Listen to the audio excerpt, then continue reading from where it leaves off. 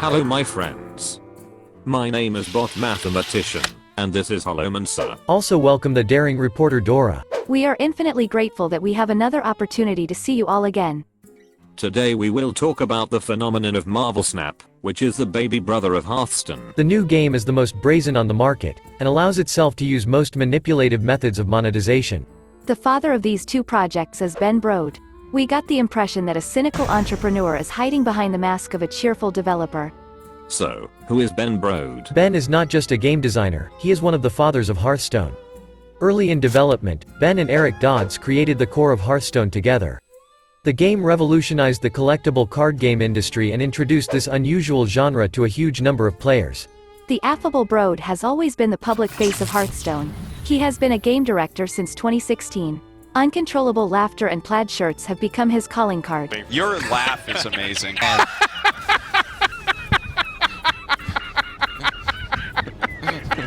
No, your laugh slaughters my laugh. I thought I was finally really great at something, but no.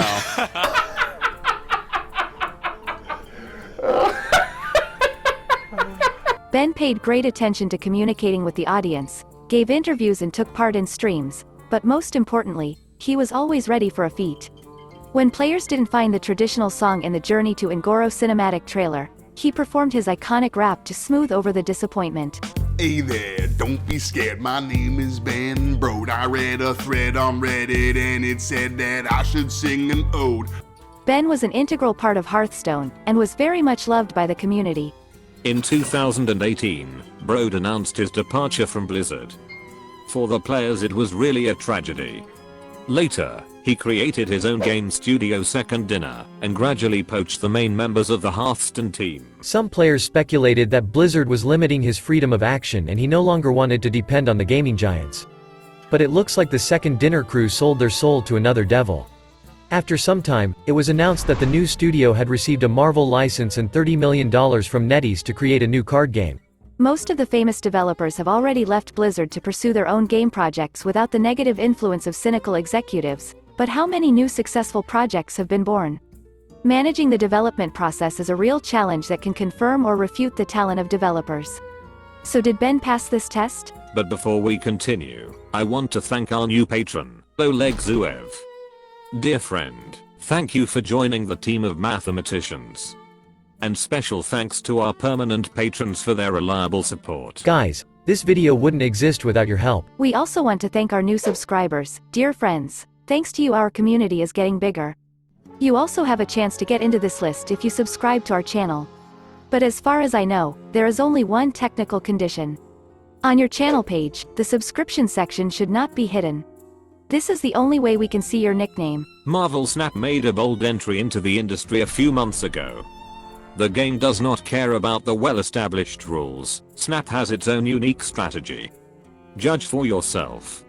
While most of the card games that came out after the success of Hearthstone attracted players with complex gameplay and a loyal progression system, Ben Brode's new game offers casual gameplay with an incredibly expensive economy. The game did not impress me with its visual style and animations. To my taste, it looks like a good mobile indie game from a small studio, nothing more. But the strengths of the game are different. Marvel Snap consists of two ingenious features. The first one is the gameplay. Everything is very simple and intuitive. In each battle, you will be offered 3 random locations. You should get more points on 2 of them, using cards featuring iconic Marvel heroes. Each location has unique effects. The gameplay is very dynamic and perfectly adapted to the mobile platform. It is no accident that Snap won Best Mobile Game at the Game Awards. At the same time, the game does not claim to be an esports discipline. Marvel Snap is just a mobile game without huge ambitions and plans. The second brilliant feature is monetization. We have never seen such a terrible progression system in modern collectible card games, and yes, it is cheeky, brazen and ingenious at the same time. This is a kind of copy of Diablo Immortal, in the genre of collectible card games but without years of development and premium visuals. Unlike Hearthstone, Marvel Snap has a very complex structure with different currencies, factors, and elements. We will try to describe it as simply as possible in general terms. In order to receive new cards, you must gradually climb the endless collection level road. Improving the visual appearance of cards will increase your level. For this you need 2 resources, credits and boosters.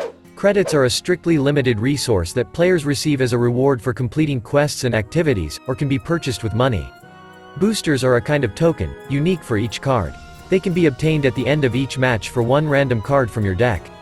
The more games you take part in, the more boosters you get. Boosters, in the vast majority of cases, cannot be bought for money. After collecting enough boosters for a certain card in credits, you can begin to gradually improve.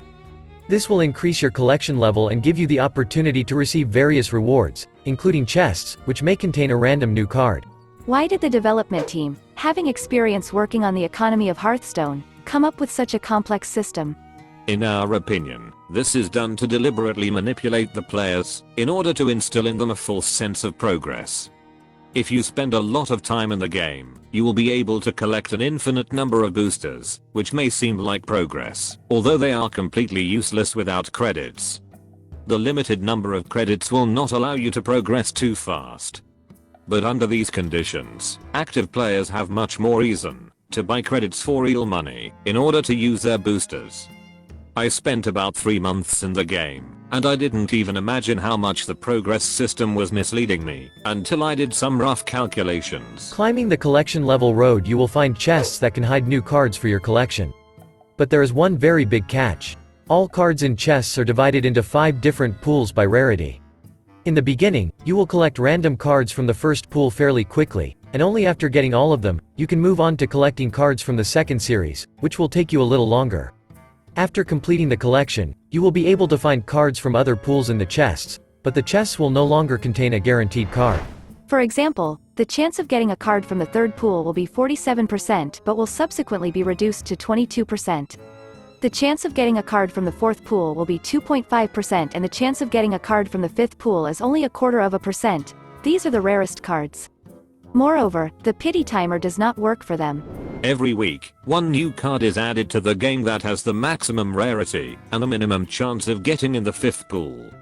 Every month, cards are downgraded from Series 5 to 4, and then 4 to 3, making room for new cards. There are almost no crafting tools in the game, but you can use special tokens that can be found in the chest. Every day a new offer appears in the store with one random card that you don't have yet. If you have enough tokens you can purchase it. This is the easiest way to get high rarity cards. What does this mean for free-to-play players? Dear friends, we have a very bad conclusion now. The economy of this game is a real hell for you, especially if your goal is to get the entire collection of cards. Over time, you will collect all the cards of Series 3 and 4, but the fifth pool will always be closed to you. Imagine that the developers add only legendary cards to the game, which will be in early access for several months, mainly only for premium players. Without significant investment, the chance of access to them will be incredibly small. You will be able to get them only after a few months, when they change their rarity and become epic. But by that time, new broken cards will be released, which will be available only to premium players. There can be no talk of a fair competitive environment. Of course, you probably won't need all the cards from the fifth pool, but this approach is extremely manipulative. Cards are added to the game weekly. Your favorite content creators are already experimenting with new cards in their decks, but you are not allowed access to them, especially if you are a free-to-play player. Moreover, the rarity system and the lack of crafting tools will severely limit the variety and effectiveness of decks available to you. This leads to the fact that very often you will not have one key card to try something new. Things are much better for premium players, but only if they are willing to pay a lot of money. Here are some very rough calculations.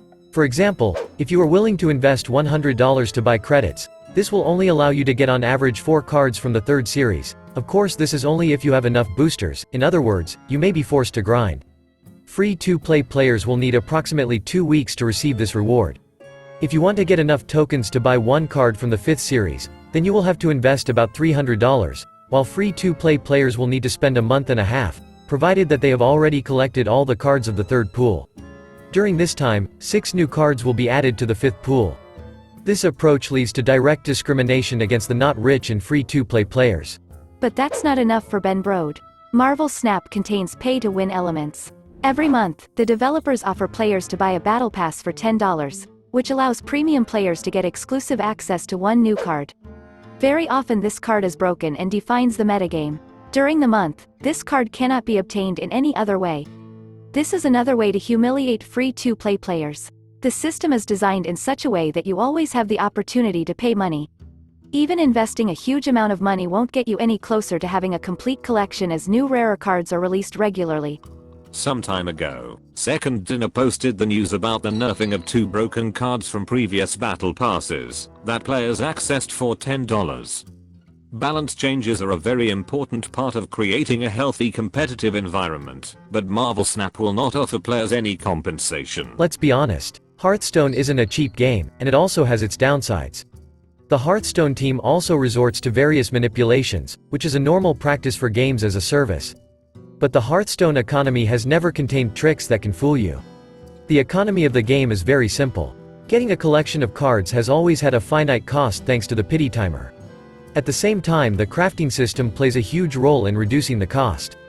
Players don't need to grinding or complete difficult conditions to get 1 or 2 tier 1 decks for free.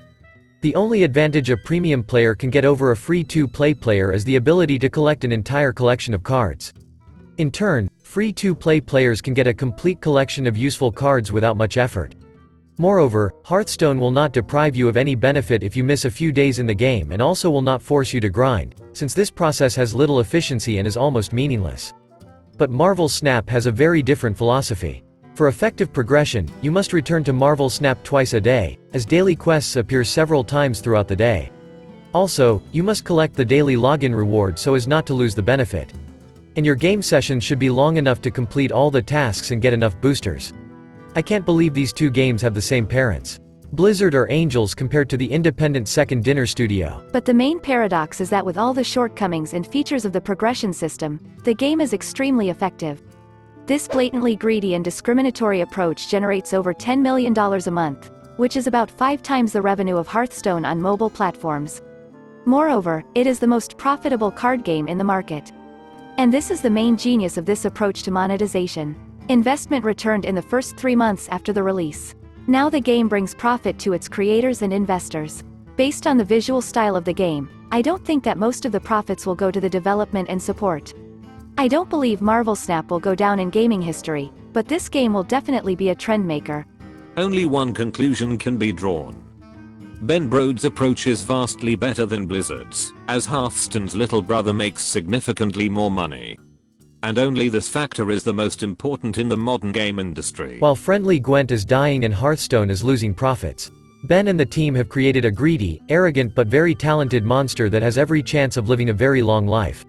I am sure that this is the dream of most big studios, but they are not so confident in their games to integrate such manipulative systems. Only one thing upsets us. We did not expect that the best developers who created Hearthstone left Blizzard to create an ingenious but very greedy mobile game that will intentionally mislead players.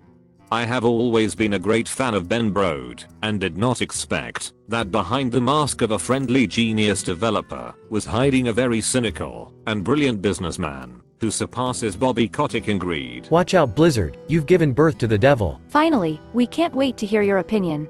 What do you think of Hearthstone's little brother? Do you think Ben Brode's methods are fair? Do you think Ben is guilty of the fact that he created a too attractive product for which players are ready to pay a lot of money?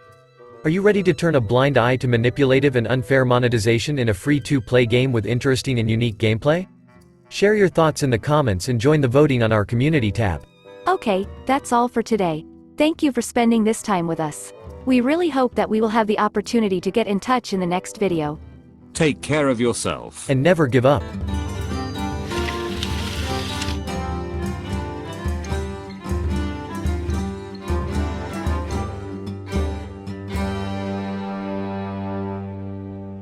Job's done.